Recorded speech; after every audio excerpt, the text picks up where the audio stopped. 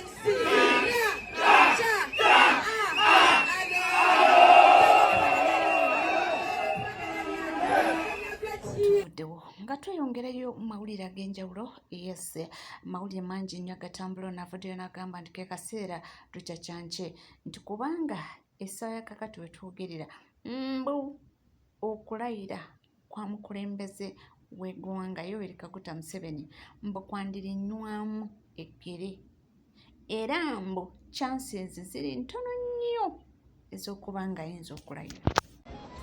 Kyenkakasa obulungi emikisa gya Museveni okulayira ku 10 ayinako ogwo 99 tagenda kulayira. Wuliriza UN saawa yonna ye ne mutabani we emukuba jjeeka UN saawa yonna. EU yamusamoninga ne bagaana okgenda. Owulira essaawa zino baliida baffe kati abagula mu dola sebo yabongeza sente kati abagula mu miliyoni $, okukyuka okudda ku saidi ye batandika okumuwaanawaana n'okulaga nti ye yawangula kati yabongeza sente abagula mu $, baliida baffe abamu. Wuliriza bannayuganda yatubba akalulu tumunoonya wonna we tumukwatirako akalulu kitawa pulezidenti waffe ke yakwata n'akeewa. Owulira bulungi ekongo aba M23 kyamaze nakyo okuzuuka nti Museveni yabadde abafandinga era yabasuza. Kitegeeza ki? Kitegeeza nti bali mu gavumenti ya Museveni ne gavumenti ya Kagame aba M23 naye nga mukimanye nti Amerika nabo yabatandiseeko ddo batwala emisinde. South Sudan abantu abattibwa ewatali musango kyamaze okutegereka nti Museveni ne mutabani we bebenyigira mu ttemu eryo kati essaawa yonna. Owulira emiranga. Wuliriza vidiyo eno tambuza vidiyo. The person in the presidency of Uganda is a fraudster. This is somebody who robbed us, the Ugandans, of our voice, of our identity, of our dignity by stealing in broad daylight these elections. Why go ahead and fund him? Yes. Why go ahead and find? Are you not an accomplice? Yes. Are you not an accomplice? So, for me, the US must conclude conclusively and logically not recognize this fraudster in the seat of our president, elected president. That we should not dilly around it. One. Yes. Two, the funding is not only about the audit. Your funding has actually committed these murders because, yes, absolutely. The gun. Absolutely. Yes. So, why wouldn't you stop for the time being and self-examine, why are we continuing to rob Ugandans of their lives, of their people? Because the abductions are still going on in broad daylight. My two sons were brutalized by military men simply because, one, I refused to be bribed, to be bought off, like the current Minister of Constitutional Affairs was bought off, okay, from opposition. When I refused to be bought off, what happened? I was arrested because they had offered for me 5 billion Ugandan shillings. By the way, it is still going on. Right now, they are offering in millions of dollars. Yes, Our money. So, what is it you are buying from Nina when the health institutions, the education system is totally run down? Women are going to death chambers not to deliver. Wetuvaawo era ntweyongerayo nze nkugambye ntuba tutunuulira ebigenda mu maaso ate binkyali bingi nnyo. Ono agambye nti amazima amatuufu bagamanyi. Ne tugamba bani abagamanyi? Koje kandi baviire ku ntono tutambule mpola mpola tuwulire biki byatugamba. eno yo eyaleero yeetaagamu kuba ina obwongo owa P2B no revolution dwarf eno giyiteko this one is not for you. Twetaaga abantu abasobola abamanyi ku logic okitegeera twetaaga abantu abakola abamalako kala at least emyaka nga 16 mu ssomero nga bakola ku pepa erimu logic. Olaba abantu bano amazima bagamanyi okitegeera ekintu ekyo eno ye stand yaffe lwaki tubagamba tetujja kukkiriza muntu yenna yina kugenda mu kooti kubanga obeera otuukiriza ekintu kyabwe kye baagala bakola abantu bano bakola ebintu bino nga bakitegeera bulungi kubanga always bwati wabadde ng'azannya akazannyo kakafisadi democracy okitegeera nti katubabbe nga n'ensi yonna neraba amazima nti oli ye yawangudde tubusobola okumusika ajje mu kooti atuwe legitimase then tumuddiza obuwanguzi bwe nga sina kindi n'oluusi nga tumaze okumukompromisinga. Abantu bano amazima bagamanyi ono wa NRM akugambye Kansole Wisirubongo yawangula akalulu Kansole Wisirubongo yawangula akalulu nga Alex Waiswa Mufumbiro we yakawangula nga Keija we yakawangula nga Honorable Lutamaguzi Semakula we yakawangula nga nebala bangi nnyo bebakola ki bebabba mu kalulu ako okitegera ekintu ekyo wabula eno always kibaddenga ki ceremony oba gubaddenga mukolo nti yajja kikolanga bwatyo afune legitimacy ey'omu parliament afune legitimacy ey'omu kooti okitegera ekintu ekyo amazima abantu bano bagamanyi ffe tugamba tetugenda kumuwa kyayagala kubanga bwatyo wabaddenga kikolo okumala emyaka 25 njagala owulira akatambi k'ono omukazi then nzije tweyongere bano bagenda kulwanagana n'amazima ne mukama waabwe akimanyi nti ey'entebe tugenda kugimusikamu ya banzibe siye yagiba mu 2021 mu 2026 bakola kiseremone kyabwe bayina results zetutamanya gye zaava naffe we tugambira we should reject the fake results and we should not legitimize the sham election eyo stand yaffe. Abantu bano bamanyi amazima tetugenda kubawa kye baagala era yenna agenda okubawa kye baagala ng'ogenda mu kooti ng'ogenda mu parliament oba ng'ogenda mu council yonna obeera olidde mu bannansi olukwe era tujja kukulabisa nkiddamu tugenda kukulabisa kubanga eno revolution we twajjamu tetwajja kusaagamu ku luno bannaffe bangi babifiiriddemu so abantu bano ebintu bino babimanyi. Just watch this video. Yali yasimbyewo era manyi nti omuntu eyawangula mu mazima n'obwenkanya ye Rubongoya naye Miisa Kabanda ye yatubba ago ge mazima era amusaba tayimirira mu palamenti n'akwata Qur'ani ng'arayira bamuweereze constitution ya Uganda gy'aba akwata n'arayira nayo kubanga tukooye okutyoboola ebitabo ebimutufu era ekyo nkisabye mumuwe constitution y'abarayiza tarayiza yadde ekitabo kubanga Rubongoya yamuwangula. Ndowooza okirabye bakola byonna bwe babikola nga balina kye batwagalamu era kye baali batwagalamu kugenda mu kooti zaabwe kulaba stampinga kooti ezitakola tuziraba stamp nti these courts they meet the international standards and they can offer justice to Uganda nezawufe ba revolution we tugambira already Katonda yatuwa eye opener tugenda tulabayo only that mweno revolution tulina revolution dwarf obwa P2B kati bubeera muno olwokubanga kapostinga president kati kalowooza ebintu kabitegeera kalowooza kategeera nnyo okitegeera naye some things need logic some things need education nga wasoma ng'osobola okutegeera logic y'ekintu okitegedde bana amazima bagamanyi obalaba batandise ono nga wagogedde ne mukama waabwe agamanyi bwatyo bwagamanyi wabula ne mukama waabwe naye always it is the same script kyova olaba ye yakwata Kasiba ante Robert n'amugamba genda mu kooti obenga ataddeyo omusango then omalo gy'obyefule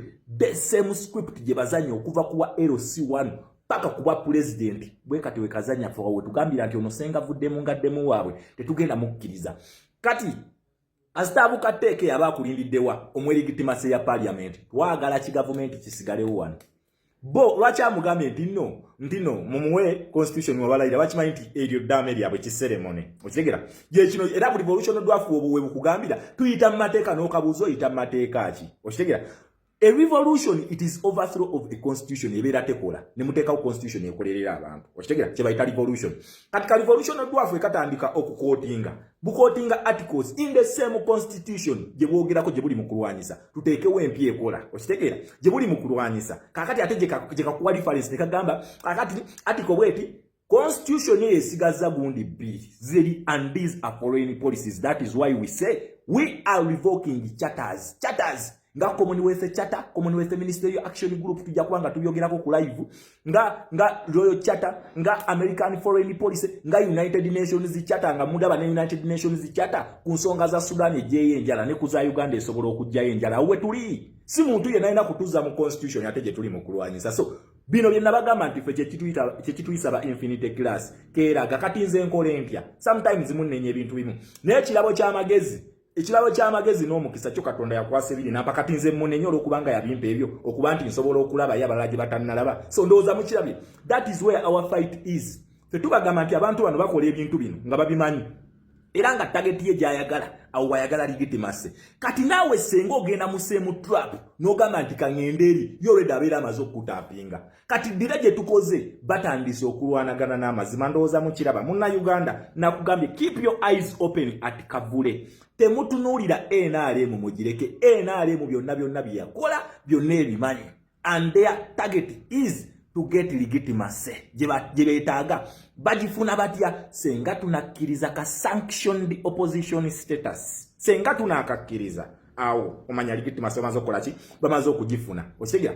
Bino babagamba nti bajja kukola by election. An illegitimate and illegal government cannot hold or organize legal and legitimate election or by elections. Tebasobola kukikola. Wabula ffe tukugamba gwe wenna gwe babba, please bannayuganda tugenda kukulonda obululu obwo bwewafuna ne babubba okyasobola okuddamu okubufuna mu by elections entuufu ez'amazima n'obwenkanya nga waliwo fair competition nga His Excellency Kyagulanyi Ssentamu Robert ye president w'eggwanga lyaffe Uganda. Mugende mu bululu buno kubanga tugikozesa nga Democratic Front okugezaako okuexposinga system ne tufuna results ngeezo. Bo bennyini ne batandika okulwanagana n'amazima. Okitegeera bakyajja bonna nkugambye abo ono ye muntu omu yakajjayo kati onavuddeyo n'abalala bakyajja okubakakasa nti aba NUP bababba bubbi. So ffe tetusobola kulegitimizinga ekyo kiseremone, tetusobola kulegitimizinga military operation kubanga ne mukama waabwe naye akimanyi kyakalulu yakabba. So awe tukugamba nti gwe MOP gwe kansala kaaba mpola